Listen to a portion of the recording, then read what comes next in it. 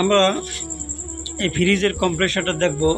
ফ্রিজটার compressor চলে না, fridge অনেক দিনে তো নষ্ট। এখন আমরা দেখব কিসের কারণে চলে না। আমরা আগে দেখবো আমাদের রিলে ওভারলোড কাজ করে, রিলে ওভারলোড। আমরা এই এম্পিয়ার মিটারটা এখন এই জায়গায় ধরবো, দেখবো কম্প্রেসার চলে নাকি।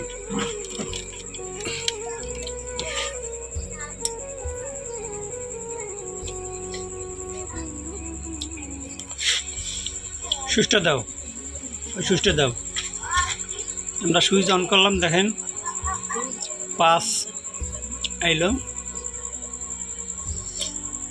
কম্প্রেসার চলতে আছে, বন্ধ হয়ে গেছে, অটোমেটিক বন্ধ হয়ে গেছে। বাবা, ওভারলোড অতিরিক্ত গরম হয়ে গেছে, ওভারলোডটা গরম, প্রচুর গরম।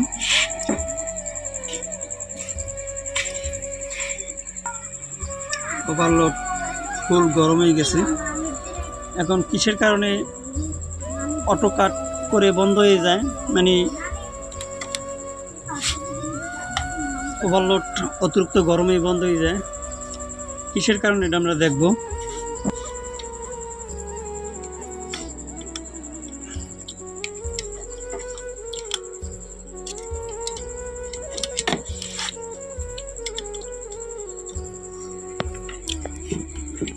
জায়গা চলো তো, মানে জায়গা আটকাটকি জায়গা,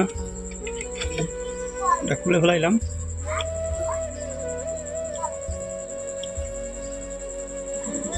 আমরা দেখব কম্প্রেসার শর্ট আছে নাকি, কোনো ফল্ট আসেনি। আমরা মিটার দিয়ে একুরেট বাই একুরেট কম্প্রেসারটা আছে নাকি এটা আমরা দেখব।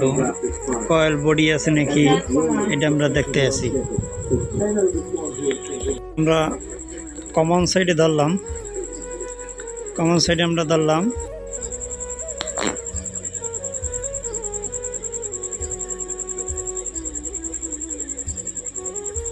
কয়েল শর্ট নাই, কয়েল ঠিক দেখাইতেছে এক সাইড। আমরা দ্বিতীয় সাইড ধরি, দ্বিতীয় সাইডও ঠিক আছে, কয়েল শর্ট নাই, ভালো আছে। আমরা এখন বডি চেক করতে আছি, বডিও কোনো সমস্যা নাই, তার মানে কম্প্রেসার ঠিক আছে।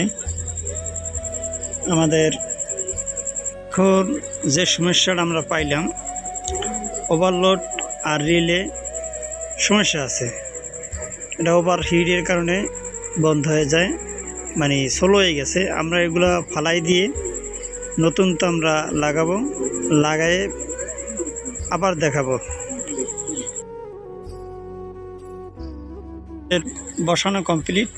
আমরা এখন লাইন দেব, লাইন দিয়ে দেখব কত এসএপিআর করতে আছে মিটারে।